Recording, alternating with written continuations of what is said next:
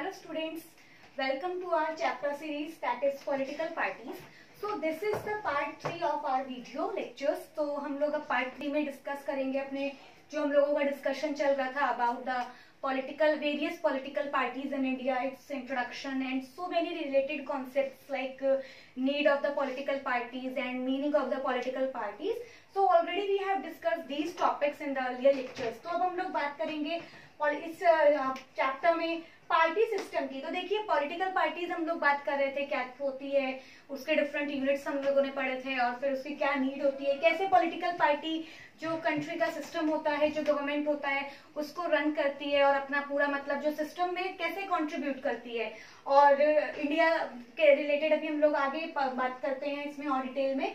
तो अब party system देखिए, अब पॉलिटिकल पार्टीज हम लोगों ने समझ ली है what is the meaning of political party. अब उन पॉलिटिकल पार्टीज में डिफरेंट कंट्रीज में क्या पार्टी सिस्टम है, किस तरीके की वहां पर पॉलिटिकल पार्टीज है, और लाइक वन पार्टी सिस्टम है एंड टू पार्टी सिस्टम है एंड मल्टी पार्टी सिस्टम है।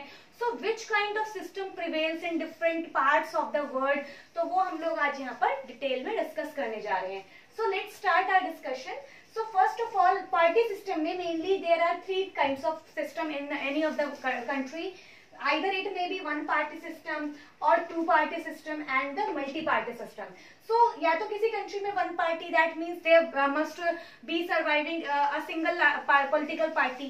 किसी कंट्री में या तो एक ही पॉलिटिकल पार्टी होगी, सिंगल पॉलिटिकल पार्टी का एग्जिस्टेंस होगा, या फिर वहां पर two party system, that means there must be existing two political parties in that country, या फिर there must be more than two political parties in that country. ठीक है, तो अब हम बात करते हैं एक एक करके वन पार्टी सिस्टम से। तो लेट्स स्टार्ट।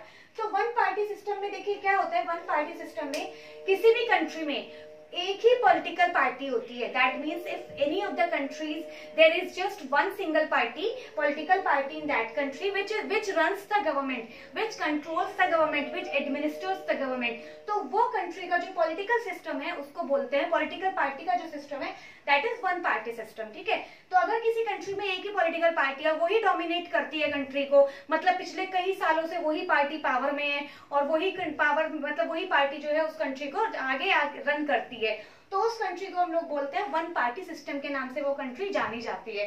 सो क्या कहीं पर ऐसा सिस्टम है, कहीं पर ऐसा कोई कंट्री है दुनिया में जहां पर वन पार्टी सिस्टम है, दैट मीन्स वहां पर वन पार्टी जो है वो डोमिनेट करती है? तो यस है। अभी मैं आपको एग्जांपल बताती हूँ।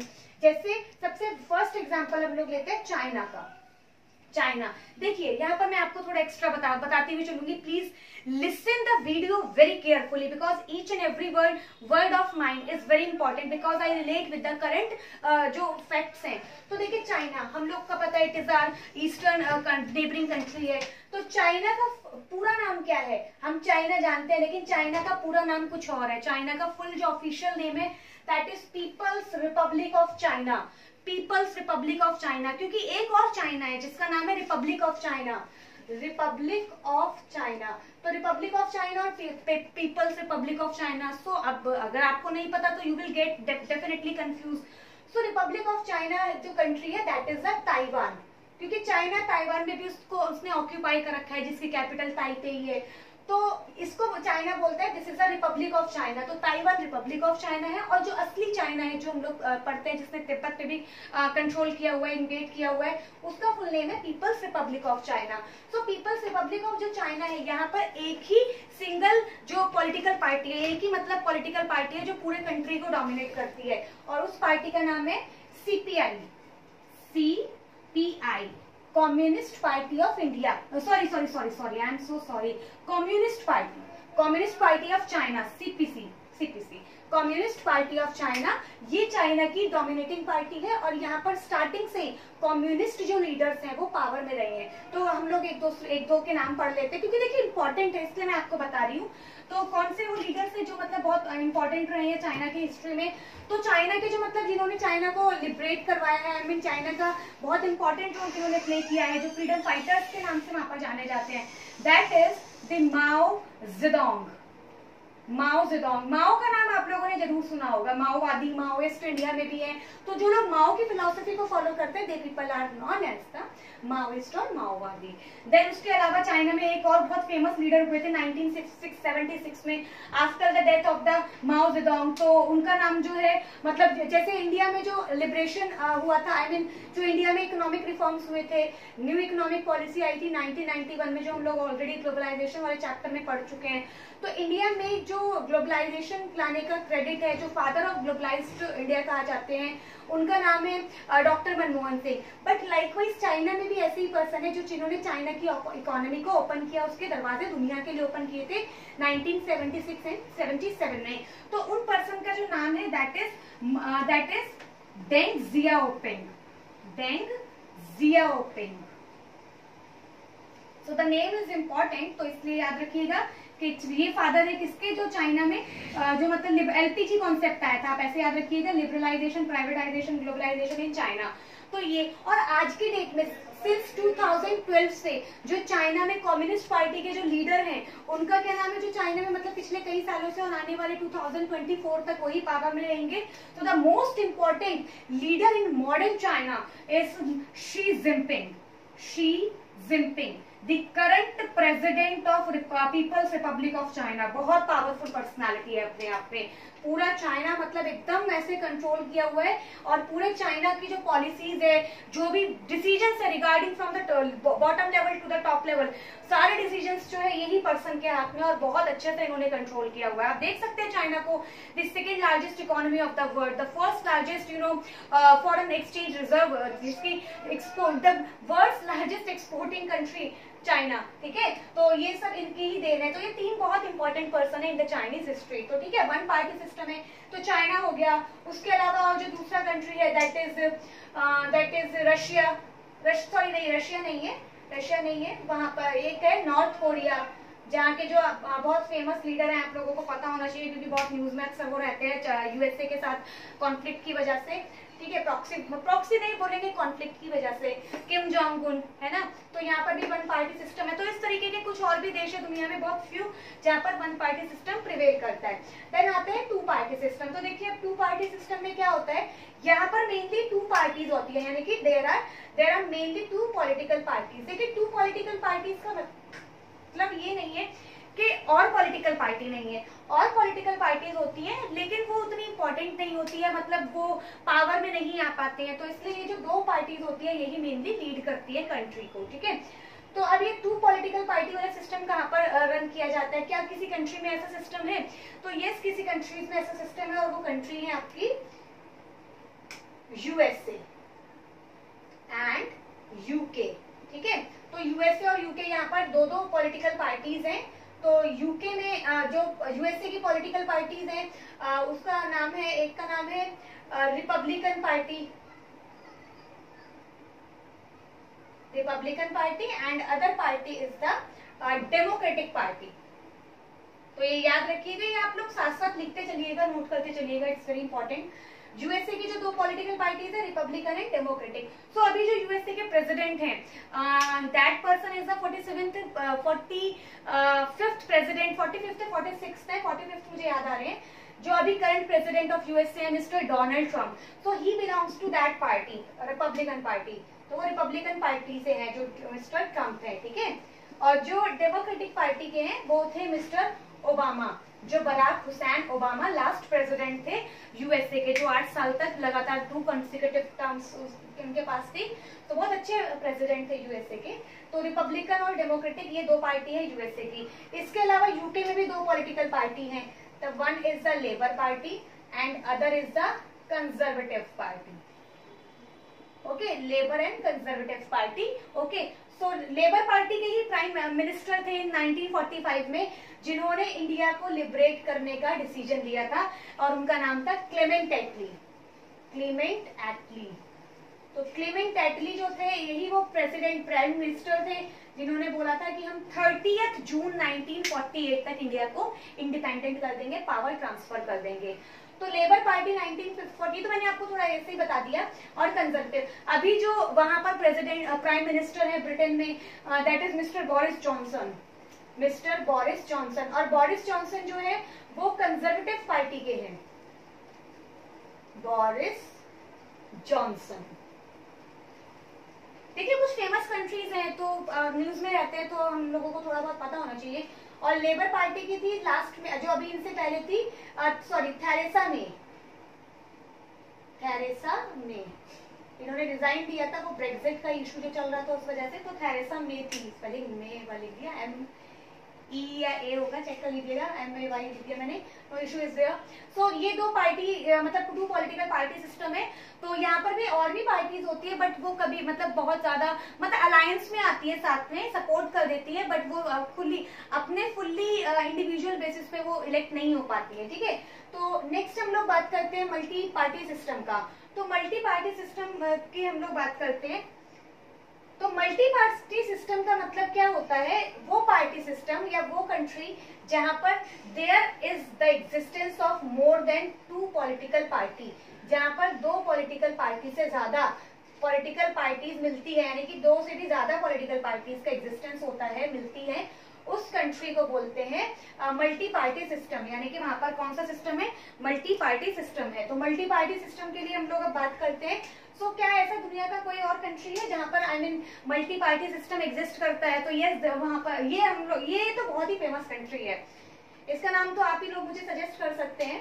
This country is our country India, it is our famous country India, जहां पर मल्टी पार्टी सिस्टम है, ठीक है। तो मल्टी पार्टी सिस्टम का मतलब होता है there is the existence of more than two political parties, ठीक है। तो ये पॉलिटिकल पार्टीज का रिलेवेंस क्या होता है, देखिए इन पॉलिटिकल पार्टीज का मतलब क्या होता है कि ये जो पॉलिटिकल पार्टीज होती है, ये यहाँ पर क्या होता है, एक फेयर मतलब चांस होता है, एक अपॉर्चुनिटी होती है। जितनी भी पॉलिटिकल पार्टीज है, चाहे 2 3 हैं, 4 हैं, 5 हैं, 6 है, 7 है, जितनी भी पॉलिटिकल पार्टीज है, they all have the equal opportunity और fair chance to come into the power and lead the country। तो उनके सबके पास इक्वल चांस होता है, बिकॉज सब जो पार्टीज होती हैं they take participate in the constitution और दे इन द इलेक्शंस और दे कंटेस्ट द इलेक्शन। तो जो भी पार्टी मेजोरिटी में आती है वो क्या करती है, पावर में आ जाती है और अपना सिस्टम मतलब गवर्नमेंट बनाती है। और जो बाकी की जो पार्टी होती है उनके साथ कई बार अलायंस यानी कोलैबोरेट करके, ठीक है। तो इसके अलावा और क्या होता है, देखिए यहाँ पर ये एक फेयर चांस देती है और यहाँ पर एक मतलब जो मल्टी पार्टी सिस्टम है वो एक रिप्रेजेंटेशन देता है, दैट मीन्स इक्वल रिप्रेजेंटेशन देता है, क्योंकि डिफरेंट पॉलिटिकल पार्टीज हैं, so obviously they belong to the different regions of the country. तो जो एक बैलेंस्ड रीजनल अप्रोच होती है कि हाँ भाई सारे मतलब पार्ट्स का, सारे रीजन का, पूरे ऑल ओवर इंडिया का, यहाँ पर सबको पूरे ऑल ओवर इंडिया के जो मतलब मेंबर्स हैं, जो मतलब रिप्रेजेंटेशन है वो सबका किया जा रहा है। तो उसमें क्या होता है, मतलब वो एक बैलेंस्ड व्यू दिखाता है, एक अच्छा मतलब इक्वल वाली फीलिंग आती है कि हाँ हमारे पर्सन भी पावर में सिटिंग में है, ठीक है। तो मल्टी पार्टी सिस्टम जो होता है बहुत सही रहता है और ये ज्यादातर किस चीज को इंश्योर करता है, डेमोक्रेटिक सिस्टम को। देखिए क्योंकि हमने जो यहाँ पर पढ़ा था वन पार्टी सिस्टम में, यहाँ पर हम लोगों को क्या लग रहा था, जहाँ पर एक ही पॉलिटिकल पार्टी है और पावर में हमेशा मतलब मोस्ट ऑफ द टाइम वही रहती है, किसी और पार्टी के पास कोई चांस नहीं है, अपोजिशन नहीं है, जो अपोजिशन होती है उनको सप्रेस कर दिया जाता है। Yes, this is the reality, bitter truth है ये दुनिया में, चाइना में, ठीक है। तो वहां पर क्या कर दिया जाता है, वहां पर तो बिल्कुल आजादी नहीं है, चाइना में बिल्कुल बोलने की आजादी नहीं है, ठीक है। तो वहां पर ये डिक्टेटरशिप वाला सिस्टम है, ऑटोक्रेटिक सिस्टम है। लेकिन जो हम लोगों की कंट्रीज है जहाँ पर टू पार्टी सिस्टम है और either there exist a multi party system, ये डेमोक्रेटिक सिस्टम को एक पिक्चर हमें इंडिकेट करता है। क्यों? क्योंकि देखिए टू पार्टी सिस्टम है, दैट मीन्स अगर एक पार्टी कुछ भी गलत करती है तो दूसरी पार्टी उसको चेक एंड बैलेंस कर सकती है, उसकी डिक्टेटरशिप को स्टॉप कर सकती है। लाइकवाइज मल्टी पार्टी सिस्टम में भी there is the existence of more than two political parties. तो ऑब्वियसली अगर एक पार्टी, दो पार्टी करप्ट होती है, चीट करती है, कुछ भी अनफेयर करती है, तो जो अदर पॉलिटिकल पार्टीज है they can claim for the right things in the government, तो वो क्लेम कर सकती है। तो अब इंडिया में मल्टी पार्टी सिस्टम में देखिए कौन कौन सी पॉलिटिकल पार्टीज है इंडिया की, हम लोग यहाँ पर 1 बाय 1 करके लिखते हैं। सो अभी तो मैं आपको ये बता देती हूँ, एट प्रेजेंट इंडिया में 8 नेशनल पॉलिटिकल पार्टीज है, 8 नेशनल पॉलिटिकल पार्टीज है। अर्लियर जो थी 2016 तक 6 पॉलिटिकल पार्टीज थी, फिर एक पॉलिटिकल पार्टी ऐड की गई थी 2016 में जो ईस्टर्न इंडिया से थी, वेस्ट बंगाल में, ममता बनर्जी की, ठीक है। फिर एक पॉलिटिकल पार्टी अभी रिसेंट 2019 जुलाई में ऐड की गई है, 7 जुलाई 2019 को, जिसका नाम है नेशनल पॉलिटिकल पार्टीज। तो इस तरीके से इंडिया में टोटल 8 नेशनल पॉलिटिकल पार्टीज है, ठीक है। तो हम लोग अब ये देखते हैं, अच्छा ये जो पॉलिटिकल पार्टीज होते हैं क्या ये सारी इलेक्शन जीत जाती है? नहीं, ऐसा नहीं होता। जो मतलब ये पार्टीज होती है इलेक्शन कॉन्टेस्ट करती हैं, पार्ट लेती हैं, और इनमें से एक पार्टी जो होते हैं अगर उसको मेजोरिटी मिल जाती है तो ठीक है, वो बाकी की पार्टीज को ऑफर देता है कि आप हमको सपोर्ट कर दीजिए। लेकिन अगर मेजोरिटी नहीं होती है तो टू पॉलिटिकल पार्टीज या 3 पॉलिटिकल पार्टीज मिलके एक अलायंस बनाती है। अलायंस मतलब अपना एक ग्रुप बनाती है, एक अपना मतलब एक एरिया मतलब बोलेंगे अपना सर्कल बना लेती है, और उसको बोलते हैं उस सिस्टम को हम लोग बोलते हैं कि माइनॉरिटी गवर्नमेंट है। क्यों माइनॉरिटी गवर्नमेंट का मतलब होता है जब एक पॉलिटिकल पार्टी को मेजोरिटी नहीं मिल पाती तो वो और पॉलिटिकल पार्टीज के साथ मिलकर गवर्नमेंट को फॉर्मेट करती है, गवर्नमेंट फॉर्म करती है। तो इस सिस्टम को बोलते हैं माइनॉरिटी गवर्नमेंट सिस्टम। और जो वो पार्लियामेंट होती है, यानी कि जो पार्लियामेंट होती है उसको बोलते हैं हंग पार्लियामेंट, यानी कि जहाँ पर किसी एक पॉलिटिकल पार्टी को क्लियर मेजोरिटी नहीं मिलती है। ओके, सो अब देखिए इंडिया की पॉलिटिकल पार्टीज कौन कौन सी है, तो हम लोग एक एक करके यहाँ नाम लिखते हैं। सबसे पहली जो पॉलिटिकल पार्टी, अभी हम आगे डिस्कस करेंगे डिटेल में, डोंट वरी, लेकिन अभी मैं आप लोगों को नाम बता देती हूँ, आगे इनका फुल डिस्कशन है। सबसे पहले आती है इंडियन नेशनल कांग्रेस, ठीक है। फिर आती है आपकी सीपीआई, सीपीआईएम, देन सीपीआईएमएल, ठीक है। उसके बाद आती है मार्क्सिस्ट लेनिनिस्ट है, this is the Marxist. Then आती है आपकी एनसीपी, देन आती है आपकी बीएसपी, देन आती है आपकी TMC, then one more is there NPP. So how many parties are there? 3 4 5 6 7, one more is there, एक और छूट गई है, that is बीजेपी। अरे सबसे इम्पोर्टेंट पार्टी भी स्किप्ड, बीजेपी। तो there are the 8 political parties, 1 2 3 4 5 6 7 and 8। तो ये 8 पॉलिटिकल पार्टीज जो है they are the national political parties of India. Full form सुन लीजिए, Indian National Congress, Communist Party of India, Communist Party of India, Marxist and Leninist, National Congress Party जो शरद पवार की party है, जिन्होंने मुंबई में अभी जो शिवसेना है उद्धव ठाकरे उनकी गवर्नमेंट के साथ मिलकर पार्टी बनाई है। तो बीएसपी बहुजन समाज पार्टी जो मायावती की सुप्रीमो है, हेड है, उनकी पार्टी है। तृणमूल कांग्रेस, ठीक है, इसको ऑल इंडिया भी लिख सकते हो आप लोग, ऑल इंडिया AITMC। तो all India TMC, Trinamool Congress, ये ममता बनर्जी की पार्टी है जो मेनली ईस्टर्न एरिया में डोमिनेट करती है, ठीक है, वेस्ट बंगाल में। नेशनल पॉलिटिकल पार्टीज, ये जो मेघालय के चीफ मिनिस्टर हैं कॉनराड संगमा, उनके फादर ने ये पॉलिटिकल पार्टी मतलब बनाई है, नेशनल पॉलिटिकल पार्टी। और लास्ट आता है आपका national people's party, sorry people's party. And last आता है आपका बीजेपी। बीजेपी का मतलब क्या होता है? बहुजन समाज पार्टी, बहुजन Bharatiya Janata party, sorry Bharatiya Janata party. तो ये बहुत इंपॉर्टेंट पॉलिटिकल पार्टी जो अभी पावर में भी है, ठीक है, और इनका अलायंस है एनडीए, तो भारतीय जनता पार्टी, ठीक है। तो ये पॉलिटिकल पार्टीज है इंडिया की मेनली। अब देखिए ये जो पॉलिटिकल पार्टीज है ये क्या करती हैं, और मैंने आपको क्या बताया मल्टी पार्टी सिस्टम में और क्या हो सकता है। देखिए अब ये पॉलिटिकल पार्टीज क्या करती है, अपने अलायंसेस फॉर्मेट करती हैं अगर ये इनको क्लियर मेजोरिटी नहीं मिल पाती। तो जब ये अपना अलायंस क्रिएट करती है तो इंडिया में देखिए मेनली जो इंडियन नेशनल कांग्रेस है वो जो है राइटिस्ट मतलब वो जो है सेंट्रल मतलब सेंट्रलिस्ट टेंडेंसी की है, ठीक है। उसके अलावा जो और पॉलिटिकल पार्टीज है लाइक जैसे अभी हम लोग बात करते हैं अगर अलायंस की कि भाई जो है कोलैबोरेट करके मिलके सरकार बनाती है और छोटी छोटी पार्टीज के साथ, तो वो है बीजेपी, ठीक है। उसके बाद दूसरी है इंडियन नेशनल कांग्रेस, ठीक है, INC। और एक आती है हम लोगों की जो लेफ्ट पार्टी होती है, ठीक है। तो बीजेपी जो होती है, बीजेपी का अलायंस क्या है, उसको बोलते हैं NDA, नेशनल डेमोक्रेटिक अलायंस। तो यानी वो किसका है, मेनली वहां पर जो मेन पार्टी है दैट इज बीजेपी, और बाकी जो अदर छोटी छोटी स्मॉल पार्टीज है उनके साथ क्लब करके इन्होंने गवर्नमेंट को फॉर्मेट किया हुआ है। फिर नेक्स्ट आती है आपकी Indian National Congress. Indian National Congress में जो INC है, अब इनका भी अलायंस है जो है UPA, यूनाइटेड प्रोग्रेसिव अलायंस, तो UPA है, ठीक है। नेक्स्ट आता है आपका लेफ्ट पार्टी। तो देखिए जो NDA है इनकी जो मतलब थिंकिंग है, जो इनकी आइडियोलॉजी, हर पार्टी की अपनी आइडियोलॉजी होती है, वो उन्हीं लोगों के साथ अपना ग्रुप फॉर्मेट करते हैं। तो जो बीजेपी का अलायंस है वो है NDA। अब NDA की जो है ये राइटिस्ट पार्टी है, राइटिस्ट, ओके।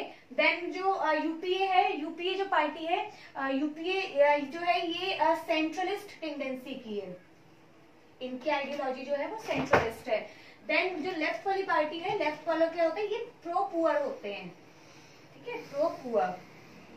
सो बीजेपी की जो का एनडीए, इनका यूपीए और प्रो पुअर, तो ये जो है इनके मेजर अलायंसेस है इंडिया में, ठीक है, सेंट्रल लेवल पे।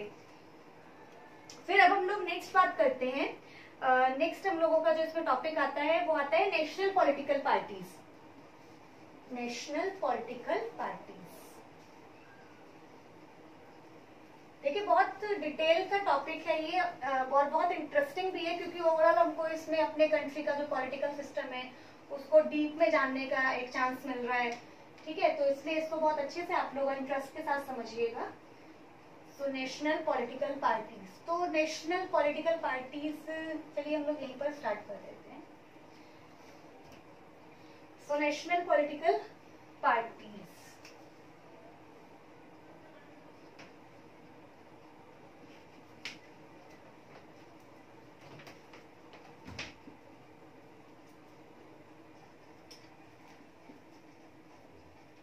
तो नेशनल पॉलिटिकल पार्टीज, तो देखिए नेशनल पॉलिटिकल पार्टीज जो होती है मतलब वो क्या होती है, जो नेशनल लेवल पे, that means the political parties which runs और which administers at the central level. National level पे देखिए, नेशनल को हम लोग और भी टर्म से डिफाइन कर सकते हैं, यूनियन लेवल, या यूनियन के नाम से गवर्नमेंट, या फिर सेंट्रल के नाम से, ठीक है, और कभी कभी हमारे यहाँ तो खैर नहीं, but in some countries federal के नाम से, है ना।